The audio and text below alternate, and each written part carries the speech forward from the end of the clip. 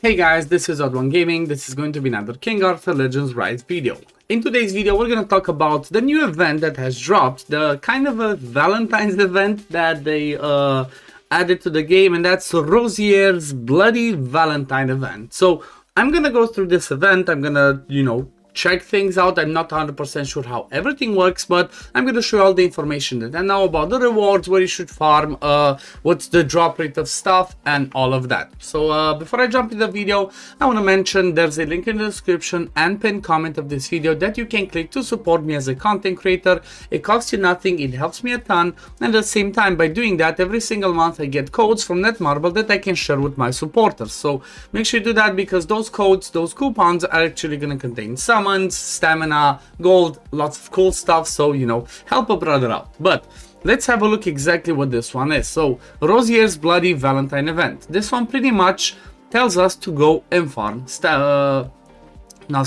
go use stamina to farm main story. So depending on the story level that you do, it's the first one that you use 3 stamina gives you 360 of Rosier's chocolate, and then it also gives you Rosier's box of chocolates 1. But I think this one has like a chance to drop, right? It has a chance to drop this. It's not guaranteed every single fight, unless I'm mistaken. You know what? Let's just test it out. For the sake of testing, let me just go and do one of the lower stages, do one fight, and then just do one to see how it goes. But I have a feeling that you're only guaranteed to get those chocolates. You're not guaranteed to actually get that box every single time you do a run. So let's see if I'm wrong. See, you're just pretty much guaranteed to get the chocolates that it says per stamina that you spend, but not those boxes, which, you know what, those boxes are pretty amazing. Now, let's continue to look through, because maybe there's more that's described over there in the information, and I guess I can also check on their Netmarble page as well. Maybe they have some more news on this, but pretty much from 3 up until 13, which is going to be the highest stages. Obviously, once you get to Hell, that's when you start using 13 stamina. So depending where which point you are at. I think only from here you use 13. Yep. So from from chapter 7 of Hell, that's where you start using the 13 stamina, which will drop every time you do a run 1560 of Rosier's chocolate, and then again a chance to drop this one. Now let's click the info button and see if we have any news on that one. So it says Rosier has made special chocolates for the heroes of Camelot. I guess this is Rosier before she turned creepy, so that's good at least. We'll leave the taste up to your imagination. Just to be safe, how about exchanging the chocolates for rewards at the event shop instead of eating them? Event info: during the event, earn extra rewards for stamina consumed upon winning main story battles. Number 1, Rosier chocolate used to purchase reward items from the Valentine's shop that will be open during the event. And then number 2, Rosier's box of chocolates, a chance reward item with a greater chance to appear when more stamina is consumed. So again, this is only a chance to drop, but the more stamina you use, the higher chance is gonna drop. And of course, this is the gacha part of it, right? This is the dopamine. Do you get the chest or not? And then the rewards again. Do you get the cool stuff or not? The Valentine shop will stay open for 2 days after the end of the event. Once it closes, all Rosier's chocolates item will be exchanged for 10 gold each. So obviously try to use these for stuff that might be worth it. Now let's have a look at the event shop. Okay, let's see what we have in the event shop. Okay, so the event shop, we have Mysterious Hero Summon Ticket, which gives us rares. So we can get 5 rares from that one. Then same thing for relics, rare relics. There's gonna be 5 of those.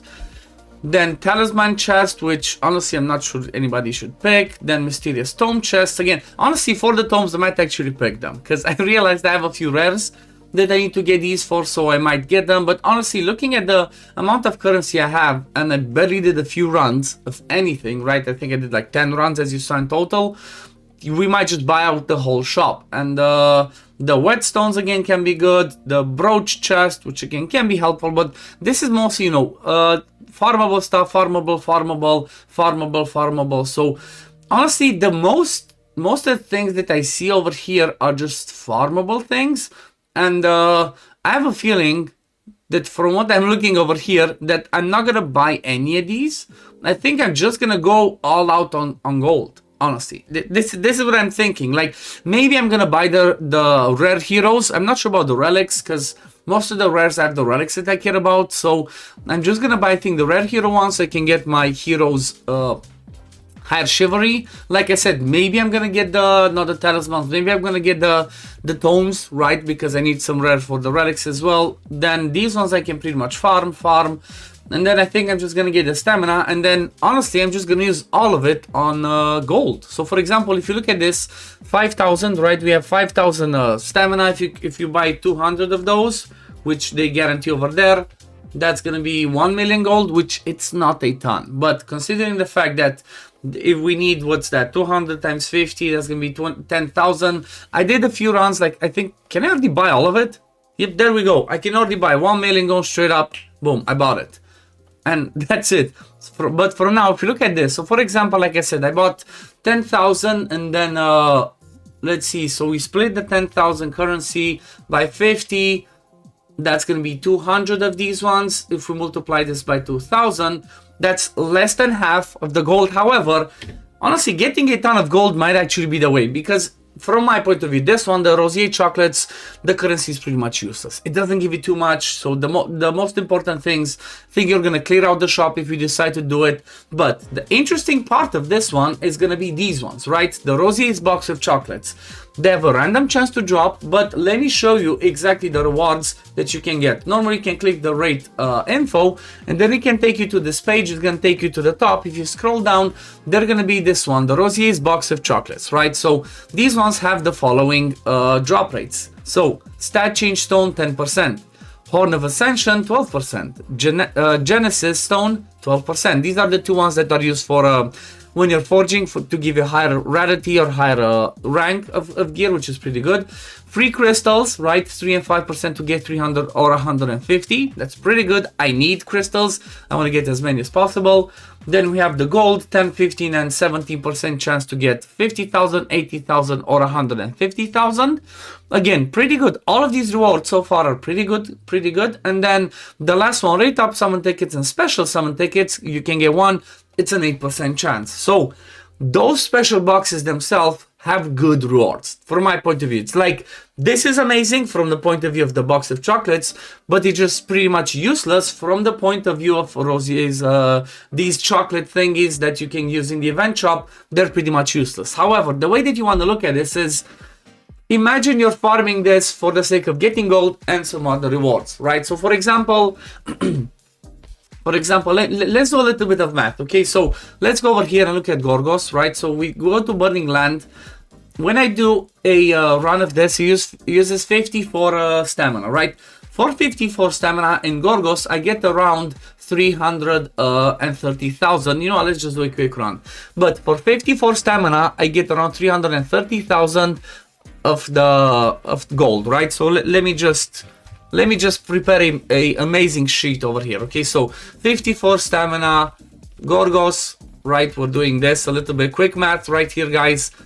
This is how things are done. This one gives us how much? Let's say 334,000 gold. Okay, so we're gonna be calculating over here how much stamina we use to get the box of chocolates, right? Sorry, the chocolates themselves, and we're gonna see how much gold we get for that one. So I guess, you know what, I'm not gonna keep you to the whole boring thing. I'm just gonna pause over here.